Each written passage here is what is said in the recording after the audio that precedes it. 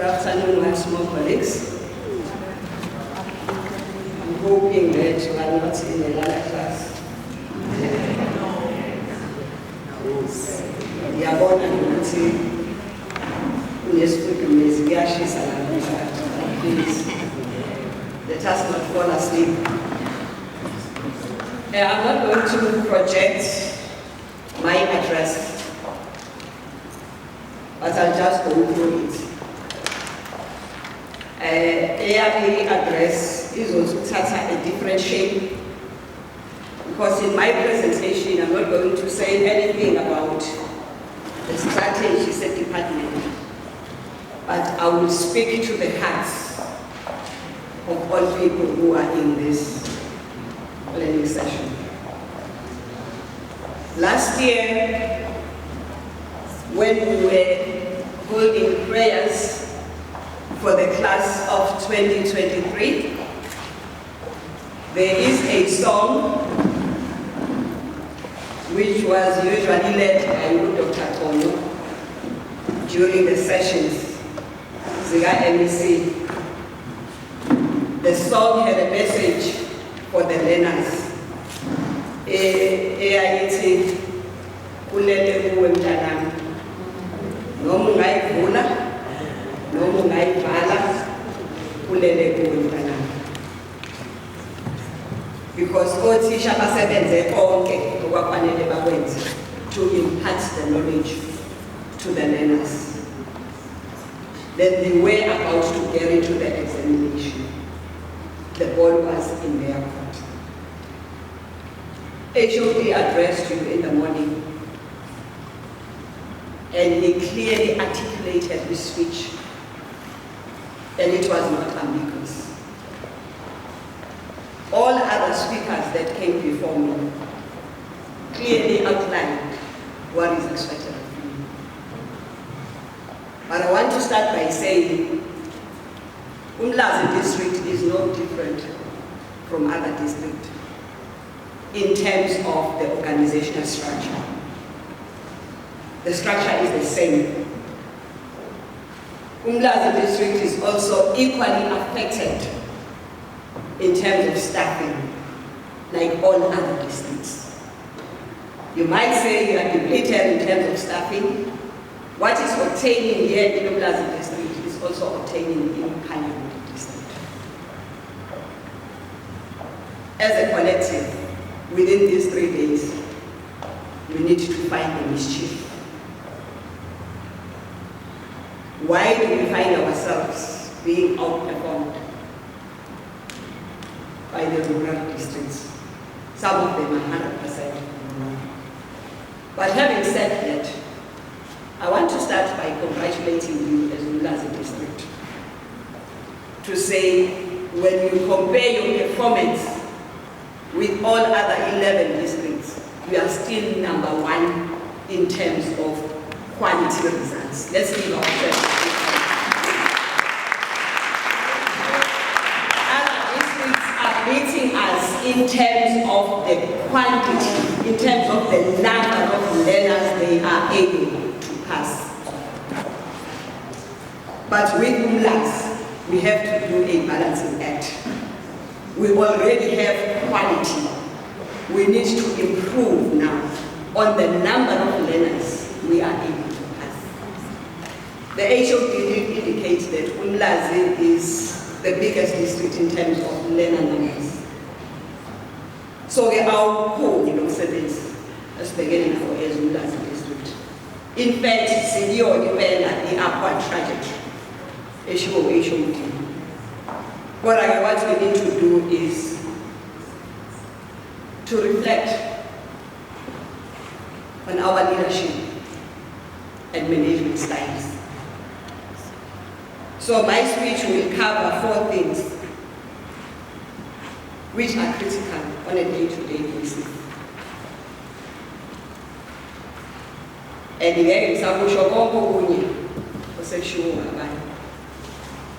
the first aspect of my speech will speak to the choices that we make on a daily basis. I want to start by quoting Albert Sweezy, a German and later French philosopher, who once said, I quote, "In everyone's life, at some time, our inner fire goes out. It is then burst into flames by an encounter with another human being. We should all be thankful for those people who rekindle the inner spirit." What does rekindle our flame mean? If you check in the program, there is a topic that was given to you. Rekindle the flame, the performance. You gather up all your embers into a pile. Use your embers as a bed to stack on more tinder and kindling. Then when you see a flame start to rise, add more wood.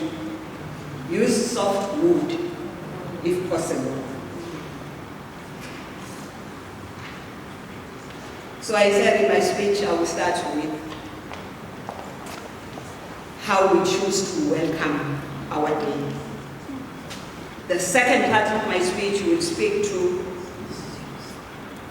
what makes you an effective leader. The third part will speak to what it takes to achieve excellent performance. And I must indicate that excellent is just my addition because it wasn't there in the topic. It was just rekindle the flame and performance. So I'm now adding to excellence as part number 3 of my speech. Then the last part will be where I will be outlining my expectations as the Chief Director of District Operations. How do you welcome your day?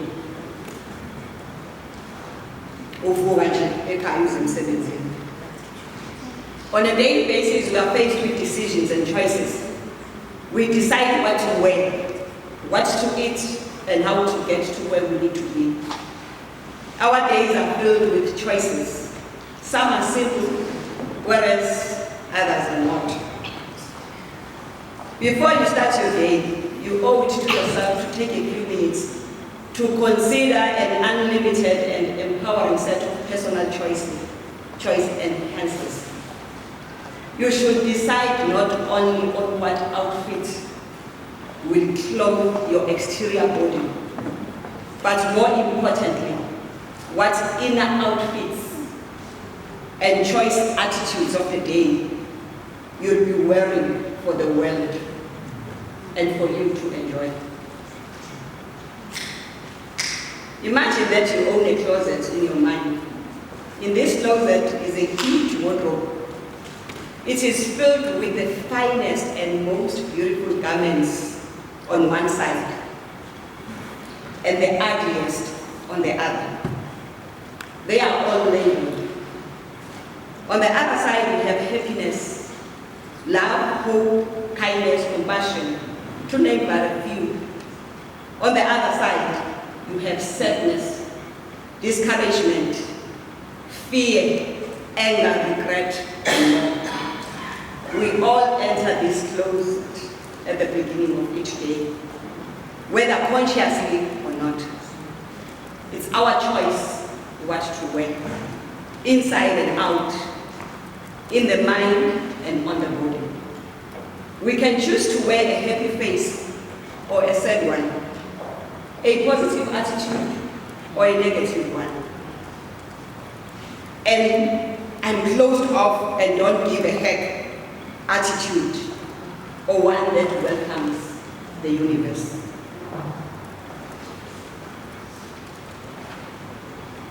We choose how to dress our internal selves as well as our external selves, all before we walk out the door. These choices are ours to make, and our closets are filled with the most beautiful garments imaginable. Ours for which to choose.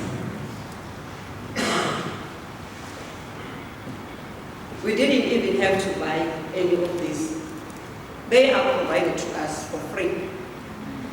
Far too many of us don't consider choosing a particular internal outfit or attitude before we step out of the door.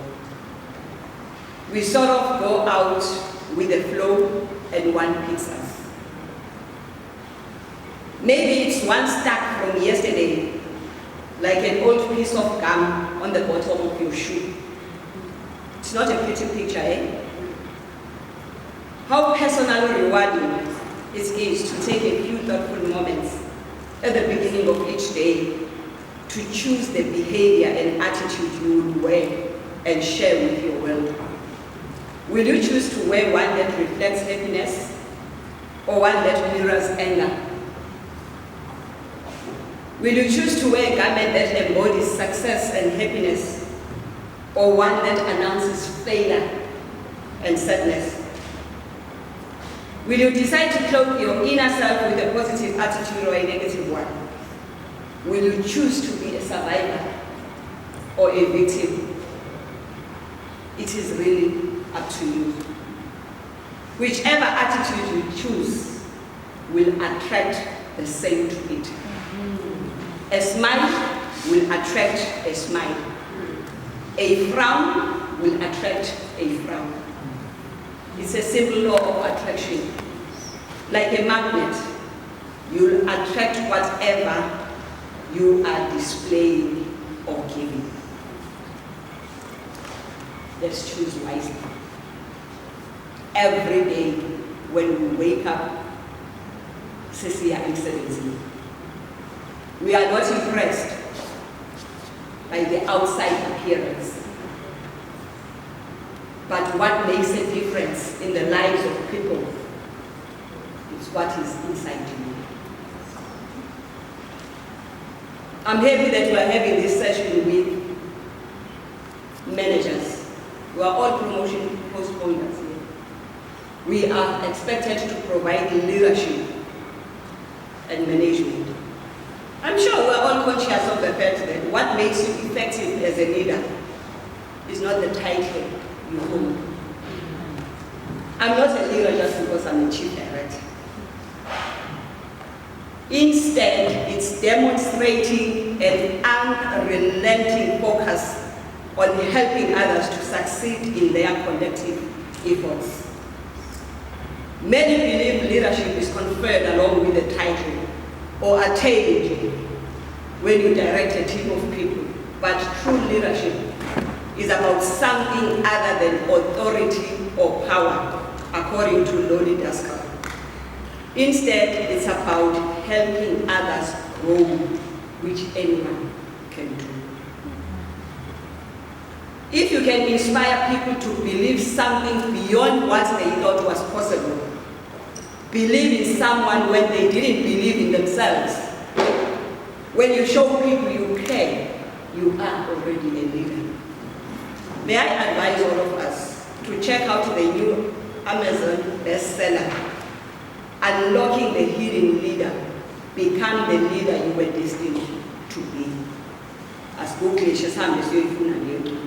still have a long way, especially in as I'm turning 60 this year. I'm counting the years as we spend in the department.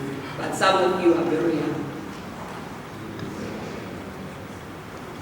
And on this very topic, I'm just reminded of a quote by Craig Roster. I quote, "We don't need a title to lead. We just need to care. People would rather follow a leader with a heart than a leader with a title." Unquote.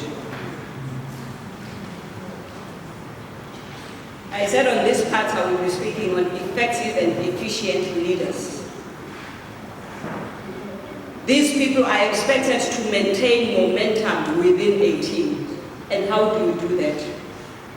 You do that by implementing the following 8 practices.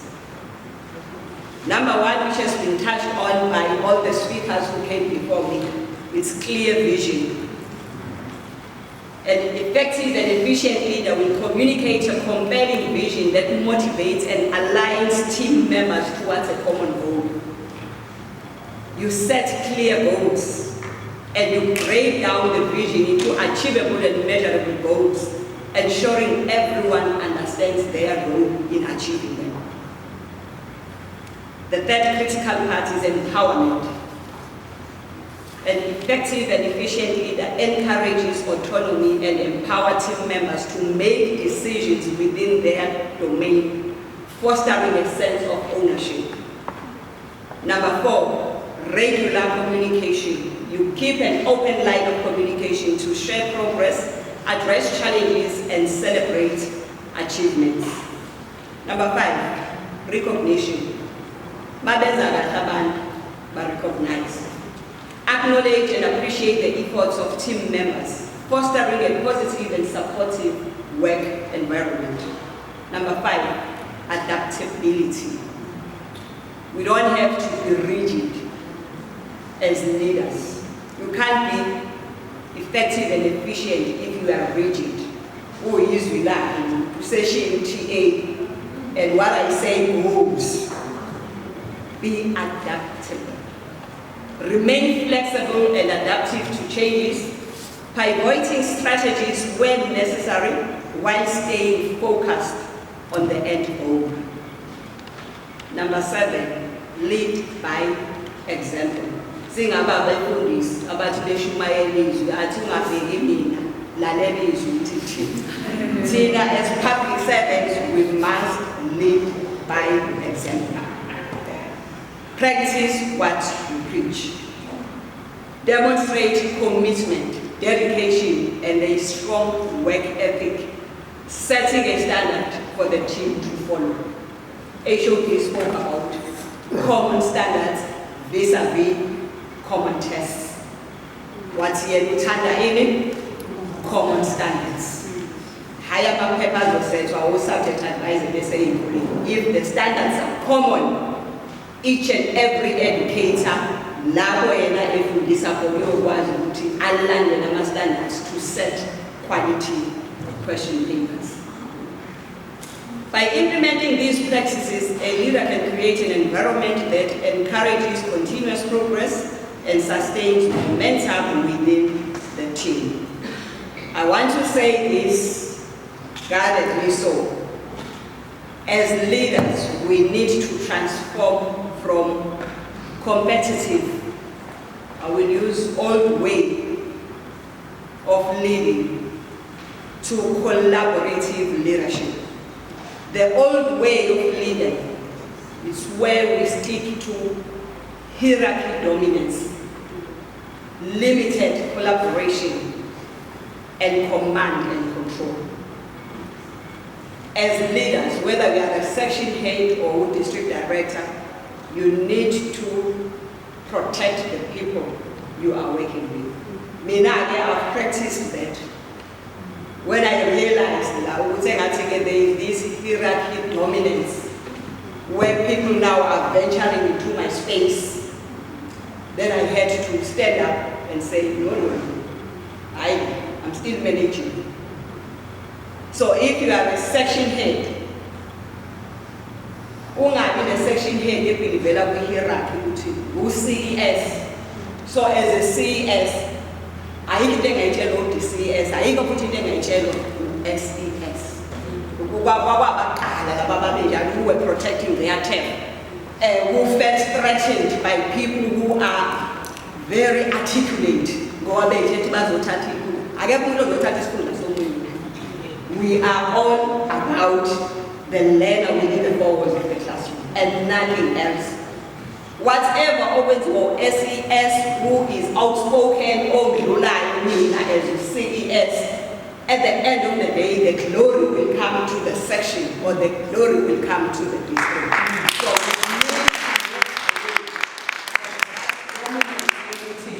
who CS, who chief director, who DDG, because it doesn't work that way. Because sometimes if you are stuck through your hierarchy dominance, you end up alienating people from your team. you end up causing people which in a flame eninginikeze igcinisity die. Ingati continue penning because when we in a hierarchy dominance. The new way is just a flat structure. I'm happy with Umlazi district I was there. And they will attest to the fact that I did not believe we do a hierarchy. I created a team which I called the core team, which was led by Ubabu Kobo. So Ubabu Kobo, Umangego, Babemtata who leader in district. I would say chief director, no district director, but he was just leading the team. Obambalegi would say there's a shop, low Abeza is owned by the whole team, the core team, and I did not feel threatened. I must say, we are in district director because we are not positional leaders. We are not stuck to positions, but we are stuck to how we make a difference in the lives of people we are working with. So let's promote flat structure, shared leadership, empowerment, and inclusion. Now I'm coming to the third part, which speaks to performance. I said I've added excellent because they. The question is, what does it mean to work towards excellence? There is no scientific organization which is complete without an aspiration towards excellence. Excellence means greatness, the very best. Achieving excellence is never easy to do. This is a quality that people really appreciate because it is so hard to find. Excellence is the quality of excelling, of being truly the best at something. And in Umlazi district, you've got a potential to be the best. Excelling in this day, Nano Panelisi to Tatlishan, Amabau, Lapaya, Lesenian. I must be quick to indicate that when I was preparing, I just thought deeper about this word, excellence, and I started asking myself this question: is excellence and perfection the same?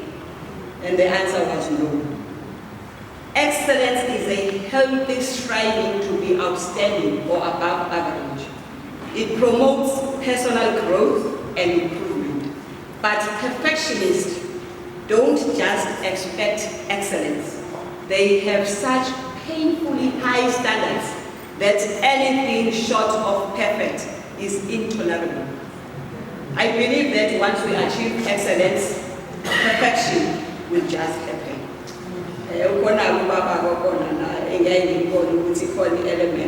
Perfectionist.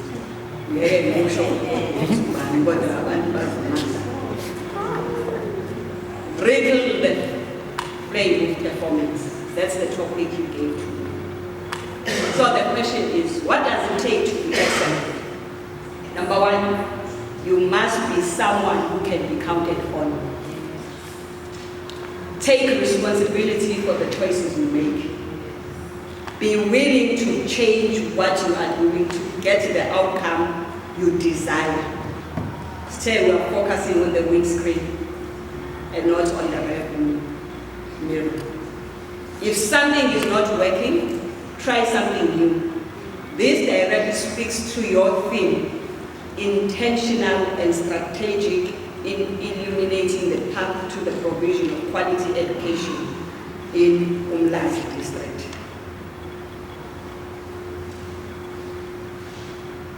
So again, we're doing that. The negative project around 6 migrant 8 of this focus section. As mentor, as extended mentor, and everyone else who has an interest on what is happening in Umlazi district. Live in integrity. That's number one. Define your values and make behavior choices that are in line with your values. When your actions are authentic and sincere and reflect what you believe in, that's integrity. Living in integrity means that everything we say and do are the reflections of what we value, what's important to us. Think about what your behaviors say about you. Does it clearly show others what you value? Do you show up as honest and committed, or dishonest and indifferent? Are you spending your time with the people and activities you value? Or is your focus somewhere else? That's number one. Live in integrity. Number two, failure leads to success. The only real failure is not learning from your mistakes. Ask yourself, what have I learned from this experience? What value can I find in it? What will I do differently next time? When we live the key of failure leads to success, we see failure as feedback. Rather than viewing failure in a negative way, when we put ourselves down and think we are a failure, we look at our mistakes with a view to learning from them, rather than sending ourselves negative messages. We are on the path to success. The only real failure is not learning from our mistakes.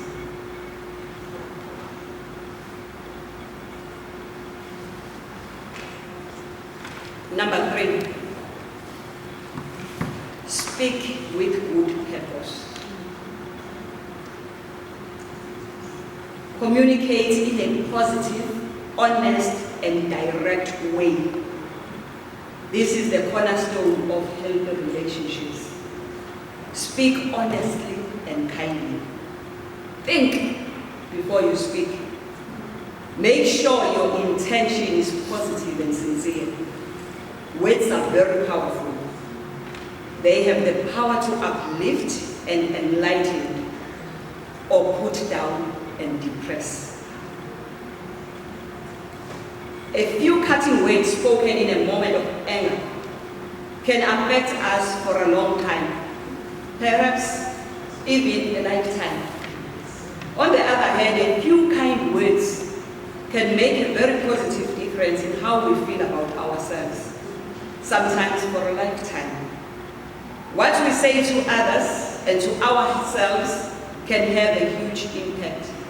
Speaking with good purpose is about always considering the intentions of our words. It's about communicating directly, clearly, honestly, and with positive purpose. The first step is awareness. If we always think before we speak, instead of just letting out whatever comes to mind, we learn to consider the reasons for our words and make sure we are speaking with good purpose. Will our words build someone up or put them down? We all sometimes have negative thoughts, but we don't have to say everything we think. There will be times when we need to share critical thoughts. At these times, if our purpose and how we phrase our words is considered first, sharing honest and direct feedback can be very positive and powerful, and most importantly, build trust. Number 4, this is it, live in the now. I'm just looking around to check whether we are all living in the now. If you live in the now, you concentrate on what is happening right now. But I can see that there are people who are just looking at me, but their mind is somewhere else. Physically, they are here, but they are thinking about what did I not finish yesterday? What is it that I'm going to do when I come back? And once you do that, you are removing yourself from the now, and you miss out on the very important information that was going to be. Make the most of every moment. By making something else it, you miss what's going on around you in the moment. Each moment, each task counts. This is it.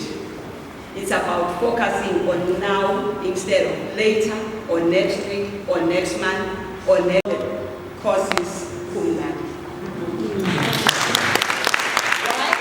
Because I made a commitment to say, even though I'm faced with this difficult situation, but I will make sure that I'm not losing my husband and also failing the courses. What is still within my means? Lokhu uNkulunkulu angipha amandla ukuthi ngikwenze, ngizokwenza and kuzokwenzeka, and it will happen. That's what we call commitment. Because I would have lied and said, no, I'm going to make sure that I study, I pass, then only to find that I don't commit myself. Ngangifunda nje inyembezi ziqathala, incwadi ibe manzi, ngoba ngithi khona ngizophasa umnyama kubomvu. So that's the kind of commitment that you need. Given the circumstances, whatever you are facing in life, make a commitment to do something that will improve your personal development. Because I always say that no one will come from wherever and resolve your issues. Whether you see yourself as a victim, whether you see yourself having been sidelined, but at the end of the day, people will just look at you and say, and then continue with whatever they are planning for Jesus. They will feel pity for you, but the bottom line is, the ball is in your court. You need to take a decision. So I know that when we come to work, there are family issues, even at work, be committed to your cause, because this is about you. And the difference you are going to make as part of the team. So don't look at the dark side of things, don't be pessimistic, but look at the bright side of things and see how best you can improve yourself through a commitment also we see. That is critical. And if we do that, we will see a difference in how we are performing as Umlazi district. Then number 6, take ownership. Be someone who can be counted on. Take responsibility for the choices you make. Be responsible for your own thoughts, words, and actions. Own the choices you make and the results that follow. When we take ownership of everything we do and say and stop blaming things outside ourselves for a situation that occurs in our lives, we have greater control. We may not be able to control everything that happens in our lives, but we can control how we respond to what happens. By taking ownership of our actions, we create a huge shift in our lives.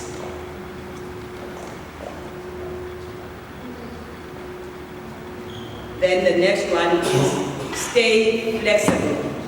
Be willing to change what you are doing to get the outcome you desire. If something is not working, try something new. Be willing to do things differently. Flexibility is about not getting locked into one way of doing something. This is about recognizing all kinds of habits or patterns or activities in our lives that are not working and changing them. And even if changing them again until we find the one that works. Then the last one, keep your balance. Balance is our personal bank account of meaning and fulfillment within our life. To stay in balance, we must make the choices that give the greatest meaning to us. Be mindful of self and others whilst focusing on what's meaningful and important in your life. Inner happiness and fulfillment comes when your mind, body, and emotions are nurtured by the choices you make. When questions arise about how we spend our time, we make choices depending on what is important in the moment. Then the last part of my presentation, I said this is going to be about my expectations. I wish to pause here and remind all of us about the importance of the policy on district roles and responsibility. The policy states that district offices are local hubs of the provincial education departments and provide the vital lines of communication between the provincial head office and the education institutions in their care. Subject to provincial plans, their task is to work collaboratively with principals and educators in schools with the vital assistance of second offices to improve educational access and retention, give management and professional support, and help schools achieve excellence in learning and teaching. District offices, supported by their second offices, have 4 main roles which they must execute, with due priority being given to schools most in need of their services. The first one, this is where we are. It speaks to e-planning. Last year, I've been talking to district directors like a scratched record, emphasizing the importance of encouraging schools to come up with their annual academic performance reports, the SSE, the SIM, the second improvement plan, which culminates to the district improvement plan. I want to make an assumption, and you will correct me if I'm wrong.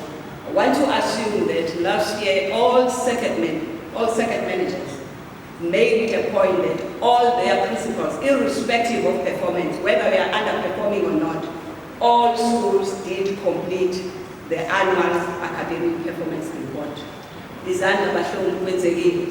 They all did the self-evaluation, and you already have that SSE document with you because you are going to use that data to come up with your intervention in your second improvement plan. And already, as a district, we have identified underperforming primary school because the results are already with us. The only wait that we are going to do is to wait for the results of the class of 2023. As of Umlazi 18 and Umlazi 19. That's when then we start identifying the underperforming secondary schools. But if we haven't done that, we are late, and it should be done even before the 19th of January. Then in terms of support, I am expecting a district to provide an enabling environment and targeted support for education institutions within the district to do their work in line with education laws and policies, assisting school principals and educators to improve the quality of teaching and learning. ICT, but speech. And in closing, allow me to take you back deliberately so by looking at the 2023 Umlazi journey. But I will look at 4 things, and those 4 things, I'm happy that you are having a document with you. There are 4 things that you captured as a district in your concluding slide. The presentation that you made on the 22nd of June, who head of department on your district academic improvement plan. And for those who do not have the document, number 1, Umlazi district is on an upward trajectory. Number 2, we intend reclaiming our former glory and to obliterate underperformance. Number 3, in the words of Mark Twain, I quote, "The greatest glory in living lies not in never falling, but in rising every time you fall." Number 4, the way to get started is to quit talking and begin doing. 22 June. So, we should 3 days, we should be responding to these questions. Does everyone in the district pull in the same direction for the district to remain on an upward trajectory? Looking at the interventions you implemented last year, are you going to obliterate underperformance and reclaim your former glory? In our daily activities, have we stopped talking and started doing? And in our interactions during meetings, accountability sessions, have we taken action on consequence management? Ngimbuza nje lo mbuzo ngoba vele ukhona la. Ngimfakelile ukuthi yini engile ukuthi second manager bakwenze, kodwa ke angizofunda njengamanje teacher development. Bese ngcina nje le slide esikhulumisa abantu engicabanga ukuthi abekho la. Uma bekhona enzothi maniphuma ngomnyango la sibashiye la ehole. Laba bantu ababi between thina ne-excellent performance yethu. Labo bantu ngikhuluma nge-self-reflection. Step back and look at yourself. Ukuthi uyilo muntu engizomfunda yini. Number one, the energy drainer. The energy drainer make you feel tense.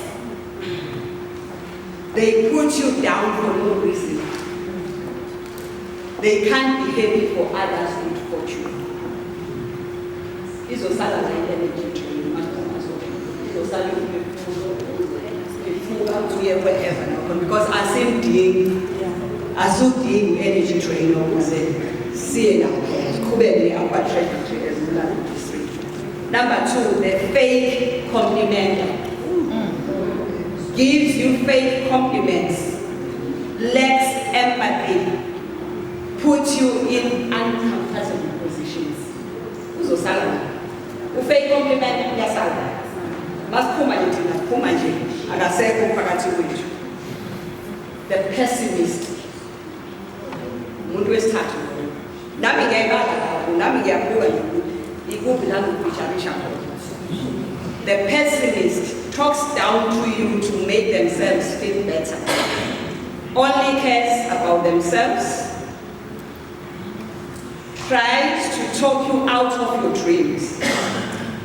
Then the umuntu ka-4, the criticizer, doesn't support you in your decisions. Criticizes every move you make. Makes you feel like you can't do anything right. Criticizing. Yes, sir. Then the umuntu ka-5 the manipulator. The manipulator tries to control everything. Pretends to like you and other people. Wants to make every decision for themselves and others.